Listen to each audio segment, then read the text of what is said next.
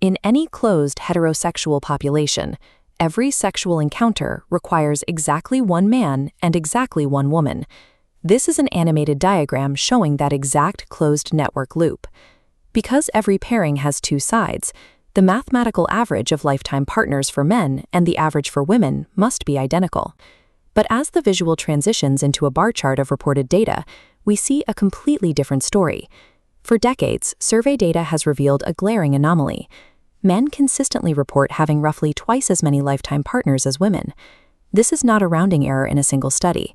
It is a persistent, globally documented paradox found in the most robust demographic databases we have, from the General Social Survey in the US to Britain's National Survey of Sexual Attitudes and Lifestyles. We are left with a literal arithmetic impossibility. If both sexes are reporting accurately, this gap cannot exist. Researchers have traditionally relied on social cognitive theories to explain this discrepancy. One major factor is cognitive strategy. Men tend to estimate their totals using approximation schemas, while women tend to count episodically, name by name. Then there is social desirability bias. Cultural pressures strongly incentivize women to underreport their sexual histories to avoid stigma, while men face the exact opposite pressure. To isolate this lying factor, researchers Alexander and Fisher designed the famous bogus pipeline experiment. They connected participants to a fake lie detector to remove the social pressure, expecting the reporting gap to disappear. This recreated bar chart based on the 2003 study shows the results. The left column shows the baseline gap, and the middle shows the narrowed gap under the lie detector. But look at the third column.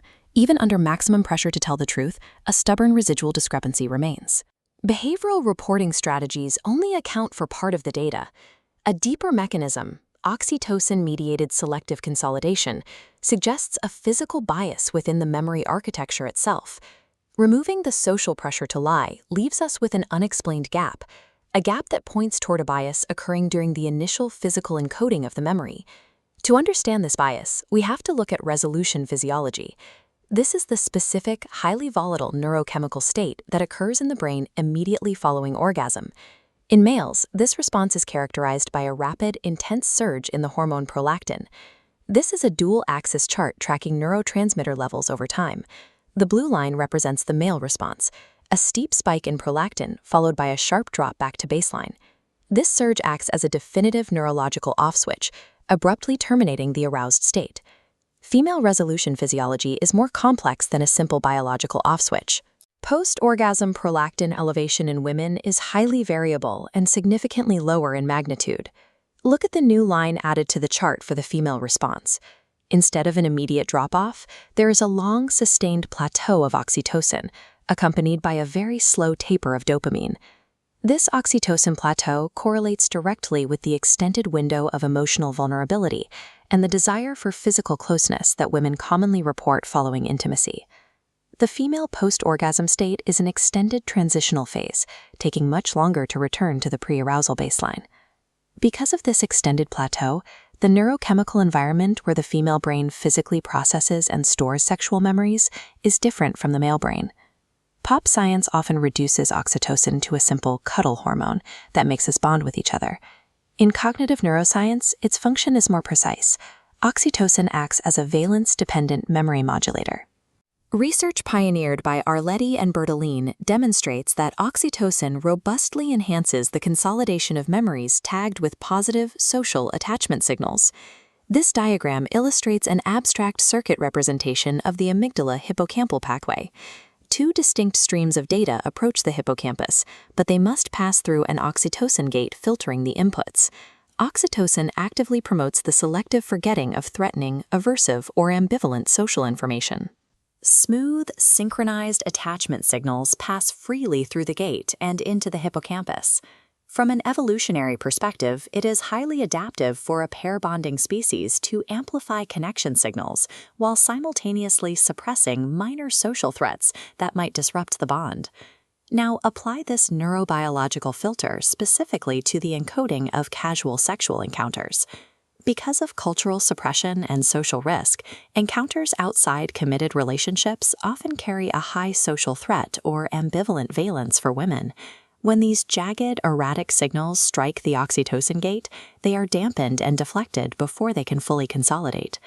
This erratic encoding contrasts with the clean, positive attachment valence generated by encounters within stable, long-term relationships. So the female brain, flooded with oxytocin post-coitus, is neurochemically programmed to actively under-consolidate sexual memories that carry a social threat signature. This consolidation deficit is worsened by the psychological principle of state-dependent memory. Memories encoded during a state of high physiological arousal are difficult to retrieve when you are in a calm, low arousal state. Consider the environment where demographic data is collected. The respondent sits at a sterile desk, taking a clinical survey in a cold, analytical state. The disconnect between the high arousal state of the event and the clinical state of the survey creates a cognitive barrier to retrieval. State dependency affects both men and women, but for females it acts as a secondary lock on a door that is already closed, blocking access to memories the oxytocin filter already degraded.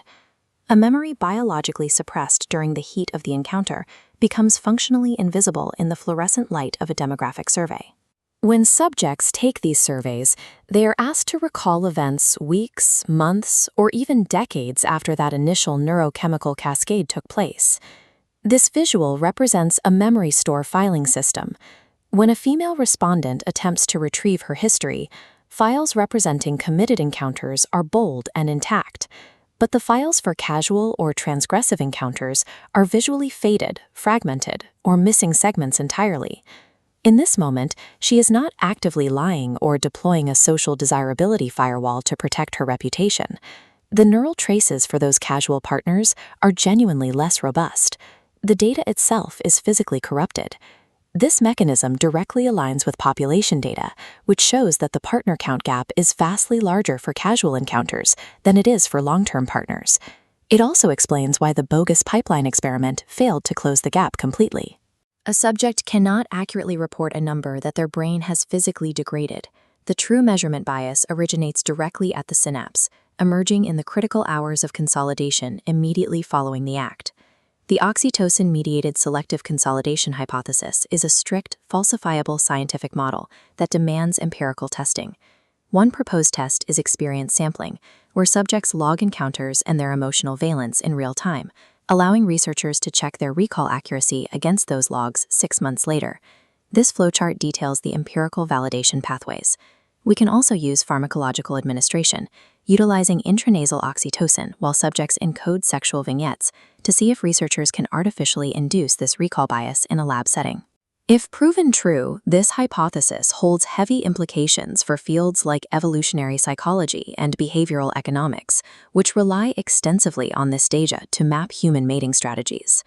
The ultimate consequence is that standard survey instruments will always systematically underestimate female casual sexual activity, no matter how perfectly those surveys are designed.